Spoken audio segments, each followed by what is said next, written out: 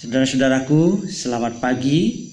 Mari sebelum kita mendengarkan pembacaan Alkitab dan perenungan firman Tuhan, kita berdoa. Bapa kami yang di surga, di dalam Tuhan Yesus Kristus. Pada hari Minggu pagi ini, ketika kami menyambut Paskah, kami mau ya Tuhan mendengarkan firman-Mu. Tuhan, kuasailah kami dengan Roh Kudus-Mu, agar kami berkonsentrasi mendengar suara Tuhan. Mampukan hamba-Mu yang menyampaikan untuk menyampaikan kebenaran firman Tuhan, dan kami yang mendengarkan sungguh mendengar suara Tuhan dan akan melakukannya dalam hidup kami sesehari. Bersabdalah ya Tuhan, karena kami sedia mendengarkan. Amin.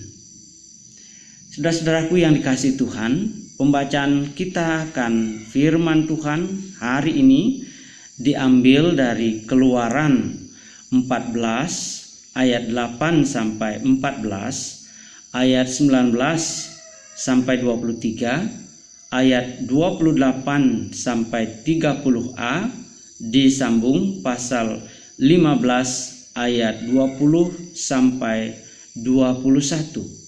Inilah yang dijadwal di dalam puji dan janji hari ini. Saya bacakan begini firman Tuhan. Demikianlah Tuhan mengeraskan hati Firaun, raja Mesir itu, sehingga ia mengejar orang Israel. Tetapi orang Israel berjalan terus dipimpin oleh tangan yang dinaikkan. Adapun orang Mesir, segala kuda dan kereta Firaun, orang-orang berkuda dan pasukannya, mengejar mereka dan mencapai mereka pada waktu mereka berkemah di tepi laut, dekat Pi Hahirot di depan Baal Zephon. Ketika Firaun telah dekat, orang Israel menoleh, maka tampaklah orang Mesir bergerak menyusul mereka.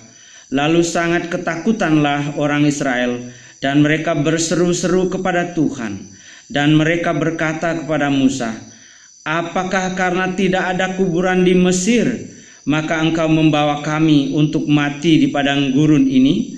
Apakah yang kau perbuat ini terhadap kami dengan membawa kami keluar dari Mesir? Bukankah ini telah kami katakan kepadamu di Mesir, janganlah mengganggu kami dan biarlah kami bekerja pada orang Mesir, sebab lebih baik bagi kami untuk bekerja pada orang Mesir daripada mati di padang gurun ini." Tetapi berkatalah Musa kepada bangsa itu, "Janganlah takut, berdirilah tetap, dan lihatlah keselamatan dari Tuhan yang akan diberikannya hari ini kepadamu. Sebab orang Mesir yang kamu lihat hari ini tidak akan kamu lihat lagi untuk selama-lamanya.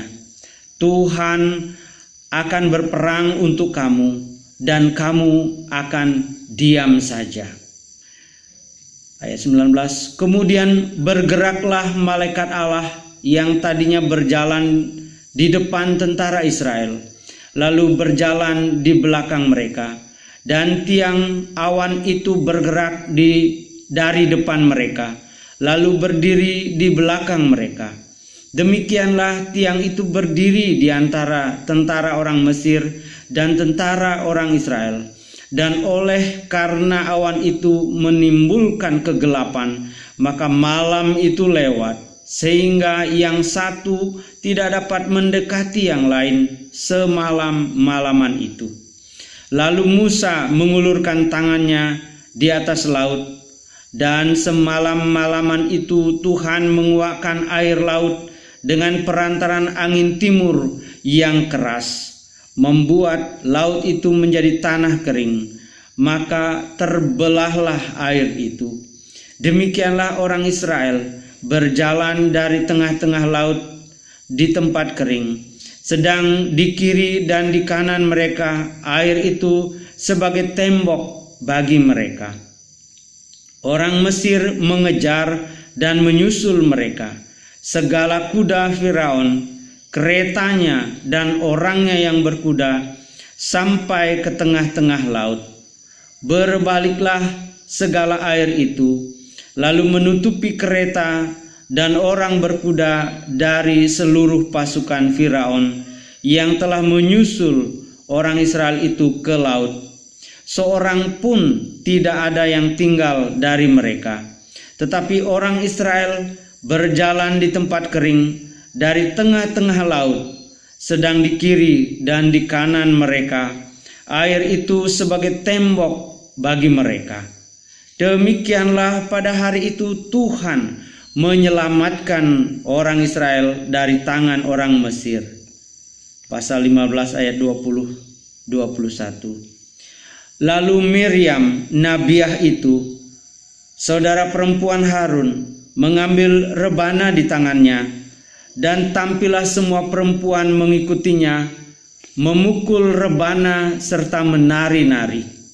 Dan menyanyilah Miriam memimpin mereka, menyanyilah bagi Tuhan, sebab ia tinggi luhur, kuda dan penunggangnya dilemparkannya ke dalam laut.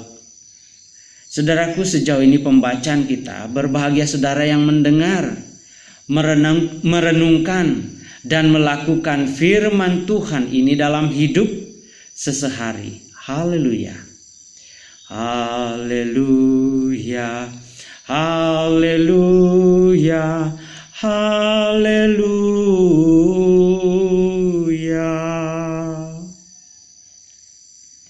Saudara-saudaraku, shalom.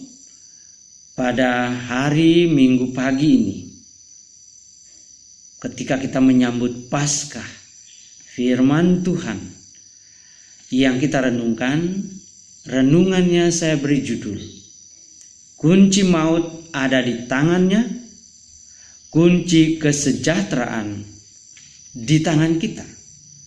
Saya ulangi, kunci maut ada di tangannya, sedangkan kunci sejahtera di tangan kita. Saudara-saudaraku yang dikasihi oleh Tuhan, dalam pembacaan tadi, bangsa Israel sempat berada dalam suasana ketakutan akan maut yang amat sangat mengerikan bagi mereka. Ketika menyadari pasukan Firaun dari Mesir sudah dekat di belakang mereka, sementara di depan terbentang laut dari Pi Hahirot yang di dalam Yosua pasal 26 yang dalam Yosua 24 ayat 6 itu disebut Laut Tiberau, yang artinya laut gelagah. Bagi bangsa Israel adalah lebih baik tinggal dan menjadi budak atau bekerja rodi di Mesir ketimbang harus mati di padang gurun gara-gara ikut ajakan Musa keluar dari Mesir yang menjanjikan tanah Kanaan sebagai tanah perjanjian. Saudaraku, Musa, sang pemimpin yang beriman, mengenal Tuhan sebagai juru selamat bagi dirinya dan tentu bagi bangsa Israel juga. Oleh karena itu ia berkata kepada bangsa Israel, "Janganlah takut, berdirilah tetap dan lihatlah keselamatan dari Tuhan yang akan diberikannya hari ini kepadamu. Sebab orang Mesir yang kamu lihat hari ini tidak akan kamu lihat lagi untuk selama-lamanya. Tuhan akan berperang untuk kamu dan kamu akan diam saja." Saudaraku, di akhir bacaan hari ini kita tahu bahwa perkataan Musa itu benar adanya. bangsa Israel melintasi laut yang terbelah dengan selamat sampai di seberang, sementara pasukan Firaun yang coba mengejar dari belakang mereka tertimbun oleh air yang kembali menyatu setelah bangsa Israel lewat. Saudaraku, andai Tuhan tidak bertindak bagi bangsa Israel yang notabene meninggalkan Mesir dengan berjalan kaki dan tidak terlalu siap untuk berperang, lalu dikejar oleh pasukan Firaun yang pastilah bersenjata lengkap dan menunggang kuda, maka seharusnya habislah bangsa Israel di padang gurun itu. Namun yang terjadi sebaliknya, bangsa Israel bisa lalu dengan selamat, sedangkan pasukan Firaun mati kelelep semuanya dan tidak ada yang sisa dikatakan. Kisah tersebut menjadi bukti bahwa Tuhan sejak di perjanjian lama membuktikan Dia sebagai pemegang kunci maut. Tuhan yang mengendalikan nasib seseorang atau suatu bangsa sekalipun, kapan mati dan atau kapan boleh tetap hidup. Di perjanjian baru Tuhan Yesus bersabda, dan ini introitus kita pada hari ini, bagi orang percaya Ia bersabda, "Aku telah mati, namun lihatlah, aku hidup sampai selama-lamanya, dan aku memegang segala kunci maut dan kerajaan maut." Firman ini mengingatkan kita agar kita tidak takut akan kematian badani kita. Sebab Kristus yang telah bangkit, Ialah yang memegang kunci maut dan yang sulung dari antara kita, dan kita akan menyusul Dia hidup dalam kebangkitan untuk selama-lamanya. Tugas kita adalah melanjutkan perjalanan kita, yakni menyeberangi laut Teberau, laut Gelagah. Apakah itu? Laut tantangan hidup yang menghadang kita mencapai visi Allah selagi kita ada di dunia ini. Apa visinya? Bagi bangsa Israel, visinya adalah hidup di tanah perjanjian yang penuh susu dan madu. Dan bagi kita GKPB, visinya adalah bumi yang bersukacita dalam damai sejahtera. Saudaraku, siapa bumi itu? Bumi itu pertama-tama adalah kita umatnya yang harus hidup dalam damai sejahtera. Maka Paskah mengingatkan kita yang pertama-tama adalah bahwa kunci maut ada di tangan Tuhan. Baik di perjanjian lama ketika bangsa Israel dalam perjalanan menuju tanah Kanaan, maupun hari ini dalam kehidupan kita. Tuhanlah yang menentukan seorang itu boleh mati atau boleh tetap hidup. Ada orang lanjut usia terbaring tak berdaya dalam kurun yang lama tetap hidup. karena Tuhan memegang kunci maut. Sebaliknya ada orang yang karena terkejut saja mendengar berita yang gawat, misalnya tiba-tiba meninggal. Orang bilang ia kena serangan jantung. Semua itu terjadi karena Tuhan yang memegang kunci maut mengizinkannya pergi atau meninggalkan kita. Saudaraku, Paskah mengingatkan kita hal yang kedua, yakni ketika kita masih ada di dunia ini, yaitu bahwa kunci damai sejahtera itu dipercayakan di tangan kita.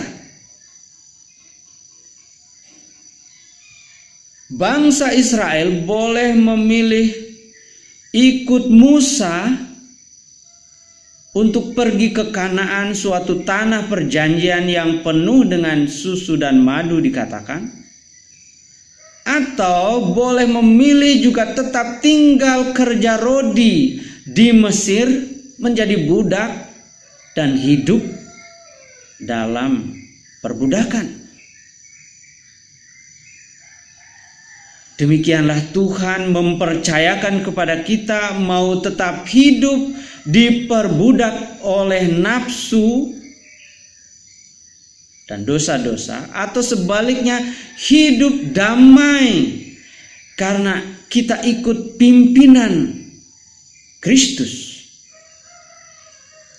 Saudaraku, Tuhan menyerahkan kepada kita mau menikmati kursi malas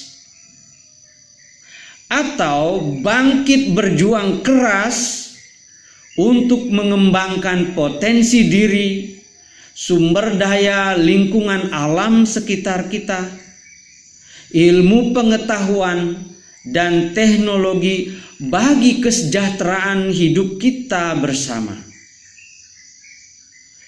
Tuhan mempercayakan semua itu ke tangan kita, ke tangan saya dan ke tangan saudara-saudara.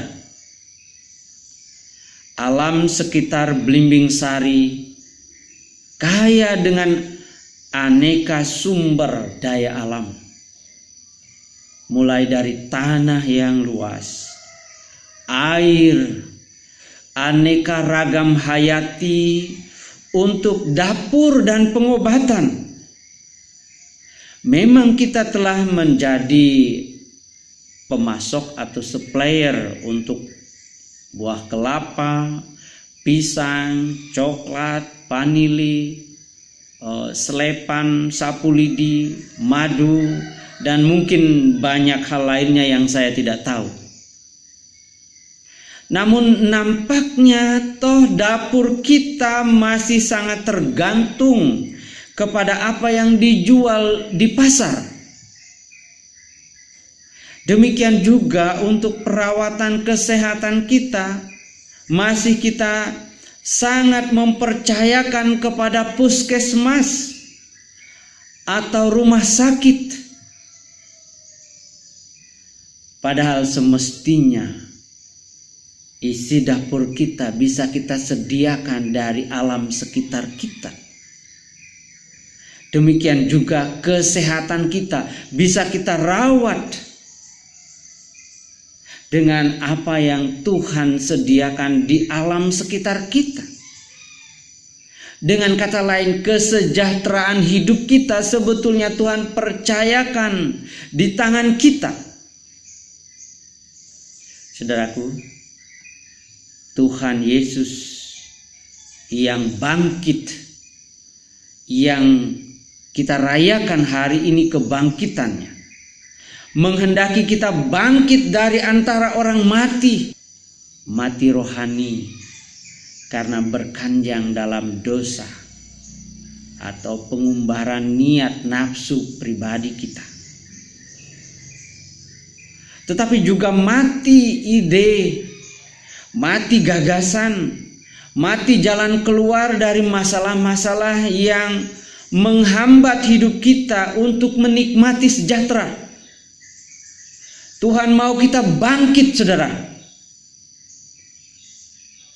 Sebab kunci maut ada di tangannya, sedangkan kunci sejahtera Ia percayakan ke tangan kita. Amin, saudara-saudaraku. Saat teduh buat kita, dan selamat Hari Paskah